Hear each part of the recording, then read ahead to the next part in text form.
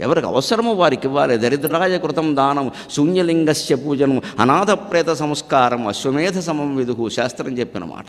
అశ్వమేధ యాగం చేయాల్సిన పని ఏమి లేదా, పుణ్యం రావాలంటే 3 పనులు చేయమన్నారు. దరిద్రాయ కృతం దానం, దానం చేసేటప్పుడు బంధుత్వం చూడకూడదు, మిత్రత్వం చూడకూడదు, కులం అసలే చూడకూడదు. దిక్కుమాలిన జబ్బు మన కులం వాళ్ళకి ఇవ్వడం. దరిద్రం ఒక్కటే చూడాలి, పేదరికం ఒక్కటే చూడాలి. వాళ్ళని పిలిచి అయినా ఇవ్వాలి, ఇంటికి పట్టుకెళ్ళి అయినా ఇవ్వాలి.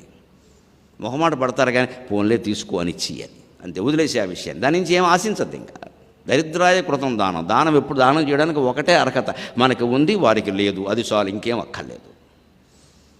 దీనికి తీర్థాలు, క్షేత్రాలు, కులాలు ఏం అవసరం లేదు. ఉంది లేదు 2 మాటలు అక్కడ. శూన్యలింగస్య పూజనం. మనం ప్రసిద్ధమైన తిరుపతి పెడతాం, ప్రసిద్ధమైన శ్రీశైలం పెడతాం, ప్రసిద్ధమైన కాశీ పెడతాం, కొట్టుకుపోతాం. అక్కడ కోట్లు పెట్టి ఖర్చు పెట్టేస్తాం, టికెట్లు కొంటాం. శూన్యలింగస్య పూజనం.